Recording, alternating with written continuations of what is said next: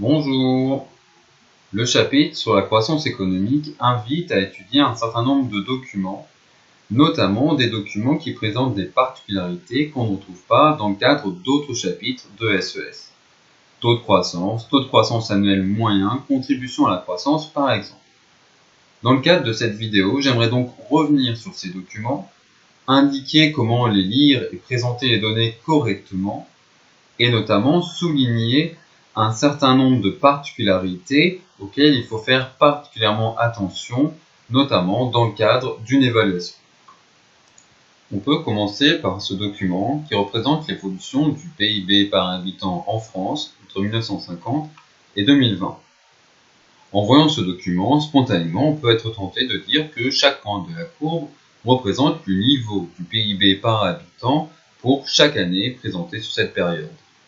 Par exemple, dire qu'en 1950, le PIB par habitant serait d'environ 8. Mais 8 quoi? Quelle est l'unité? Est-ce que ce sont des euros? Est-ce que chaque personne qui habitait en France en 1950 n'avait que 8 euros par an?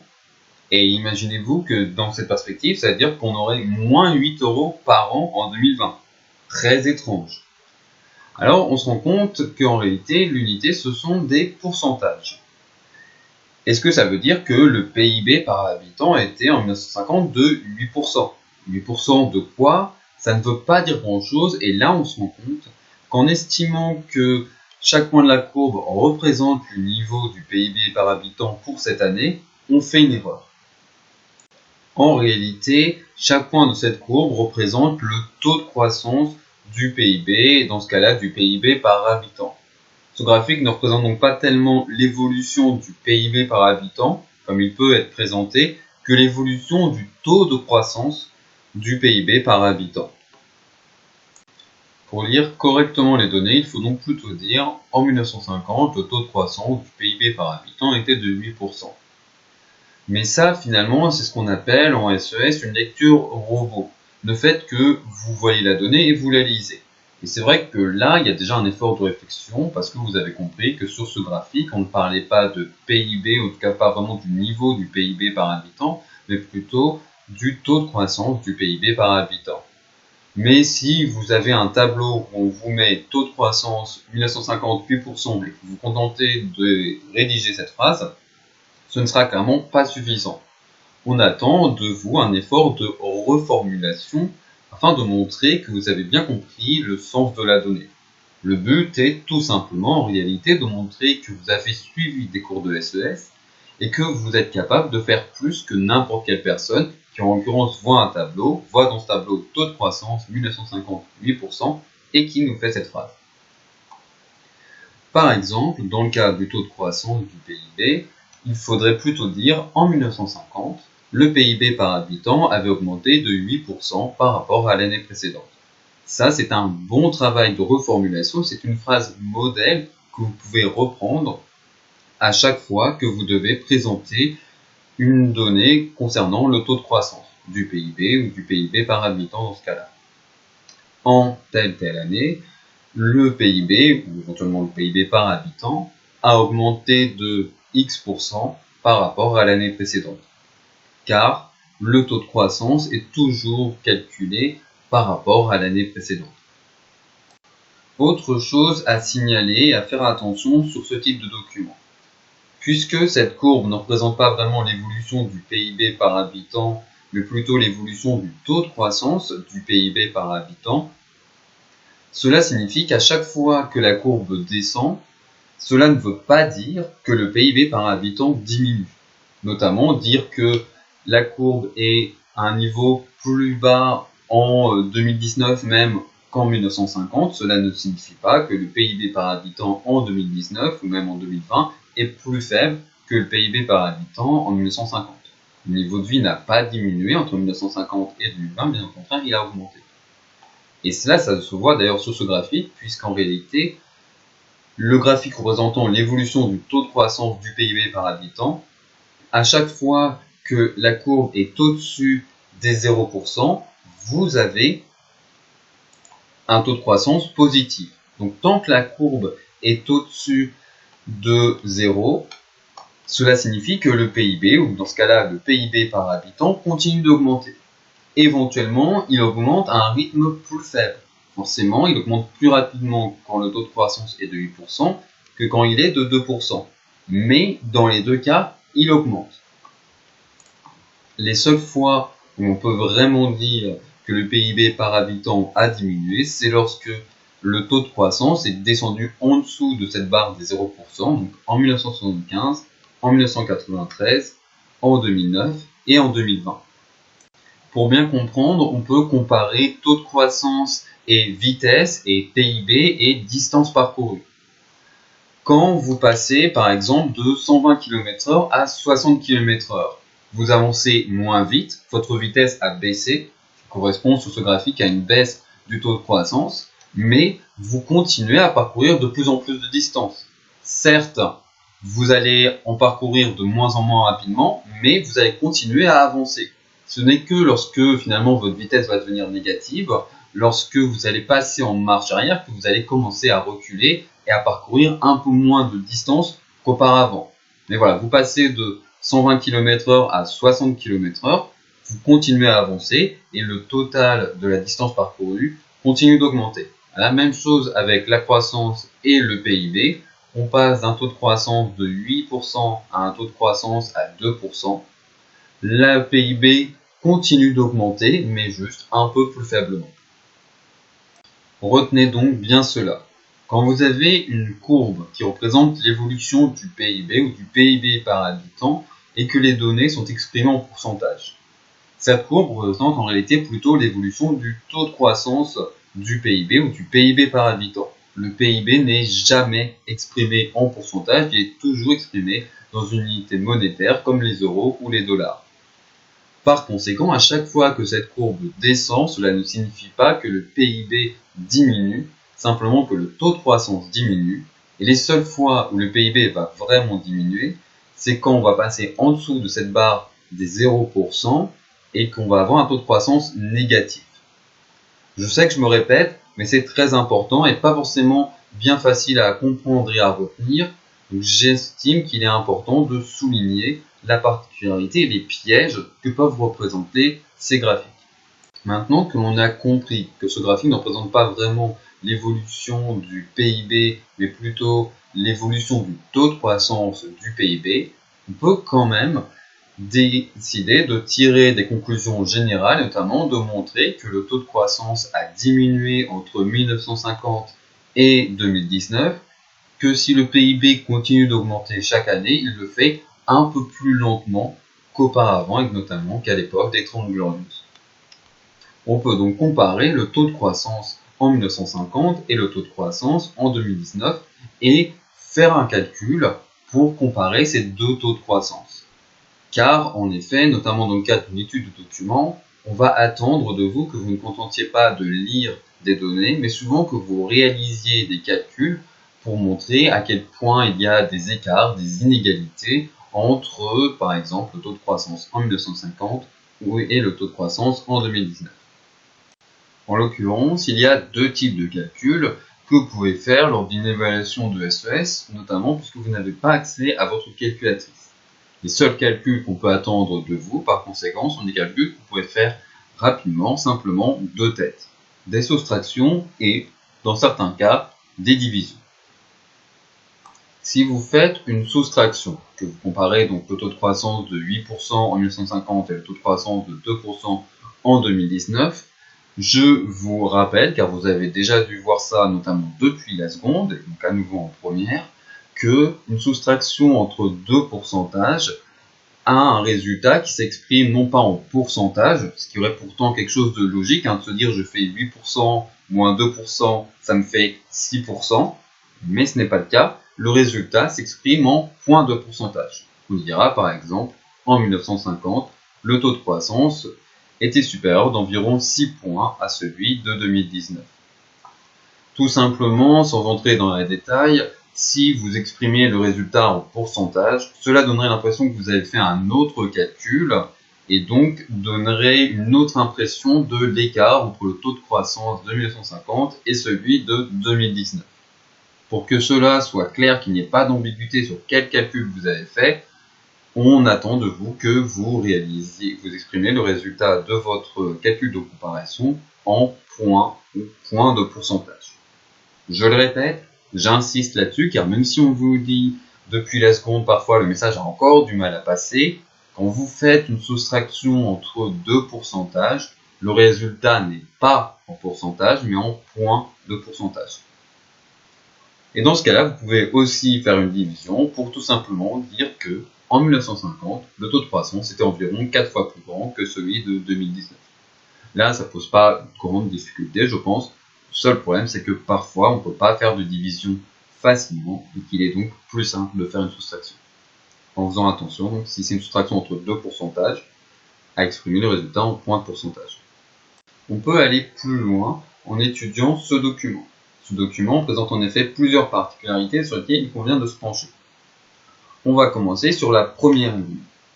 La première ligne représente le taux de croissance, mais en l'occurrence pas n'importe quel taux de croissance, le taux de croissance annuel moyen.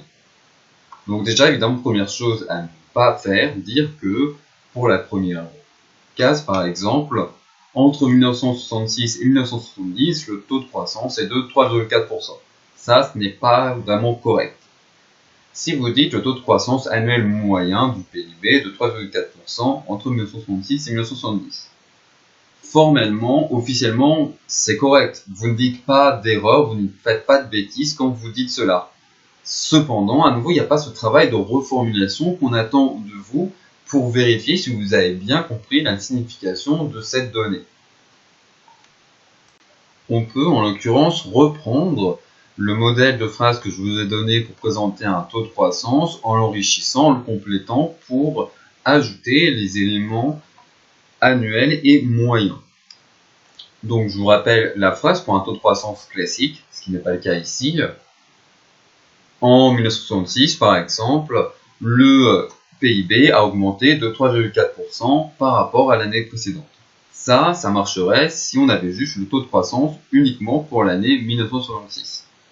Mais là, on a un taux de croissance annuel moyen. Ça signifie qu'en réalité, on a calculé la moyenne du taux de croissance pour savoir si le taux de croissance avait été le même toutes les années de cette période entre 1966 et 1970, quel serait ce taux de croissance? Et donc, ce que vous pouvez dire, c'est entre 1966 et 1970, le PIB américain a augmenté en moyenne de 3,4% par an. Vous l'aurez compris, en changeant tous les éléments qui sont en italique dans cette phrase, donc les dates qui encadrent la période que vous étudiez, le pays concerné et le taux de croissance, la valeur du taux de croissance annuel moyen, vous pouvez reprendre ce type de phrase pour n'importe quel taux de croissance annuel moyen. Par exemple, entre 1971 et 1980, le PIB américain a augmenté en moyenne de 3,2% par an.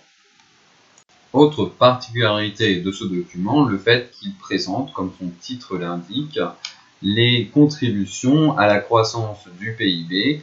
Vous avez en l'occurrence la contribution du travail, la contribution du capital et ce qu'on peut appeler le résidu, mais ce qui va plus généralement être désigné comme étant le rôle, la contribution de la productivité générale des facteurs. Attention cependant, car ce type de document est souvent présenté sans que l'on distingue la ligne qui représente le taux de croissance du PIB et les lignes qui représentent les différentes contributions. Dans ce cas, l'erreur fréquente, c'est de croire que le PIB est une autre contribution à la croissance. Puisque là, vous voyez dans le titre contribution à la croissance, vous ne retrouvez pas croissance ici, donc vous croyez que le PIB est une autre contribution à la croissance économique. En réalité, cela n'est pas possible, puisque la croissance, c'est juste l'augmentation du PIB. Mais le problème, c'est que si vous faites cette erreur, vous allez souvent vous retrouver à dire que la principale contribution à la croissance, c'est l'augmentation du PIB.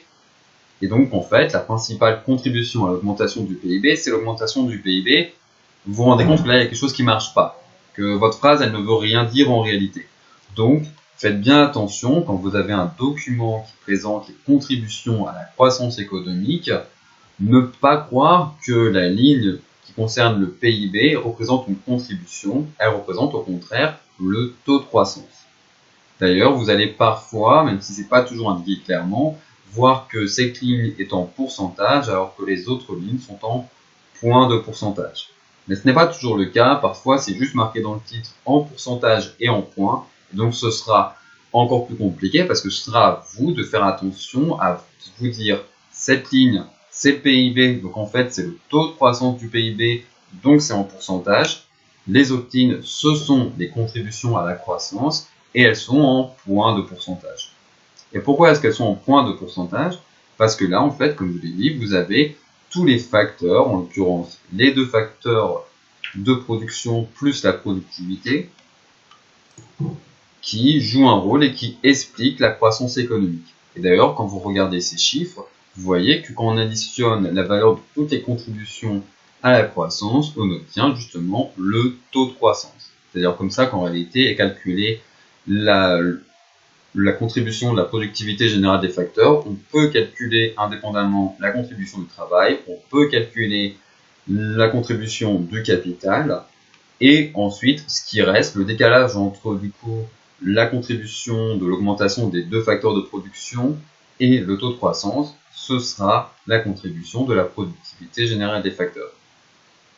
Et donc voilà, puisque vous avez trois éléments qui, ensemble, en s'additionnant, vous donnent le taux de croissance qui lui est en pourcentage, ces éléments sont donc en points de pourcentage. Comme vous l'aurez compris, c'est assez compliqué. J'espère avoir été assez clair, mais je ne suis pas sûr. Si vous avez des questions, n'hésitez pas à les poser en commentaire. Mais du coup, forcément, quand on doit présenter ces données, c'est assez compliqué à nouveau. Vous pouvez par exemple dire, entre 1966 et 1970, le PIB américain a augmenté en moyenne de 3,4% par an. Ça, c'est juste pour présenter le taux de croissance, en l'occurrence le taux de croissance annuel moyen. Et vous allez ajouter l'augmentation du travail, l'augmentation de la quantité de travail, explique 1,6 points de cette croissance. Autre phrase que vous pouvez dire, l'augmentation du travail explique 1,6 points de l'augmentation de 3,4% du PIB en moyenne chaque année entre 1966 et 1970. Alors ces deux phrases sont assez compliquées, que ce soit celle-là ou celle-là, parce qu'on a à la fois un taux de croissance annuel moyen et une contribution. Et il faut présenter les deux. Et donc, si on essaie de le faire en une seule phrase, ça fait ça, ce qui est assez compliqué. On peut le faire en deux phrases, ce qui est plus simple. Éventuellement, vous pouvez aussi dire l'augmentation du travail, de la quantité de travail, explique 1,6 points du taux de croissance, ou en l'occurrence du taux de croissance annuel moyen, entre 1966 et 1970.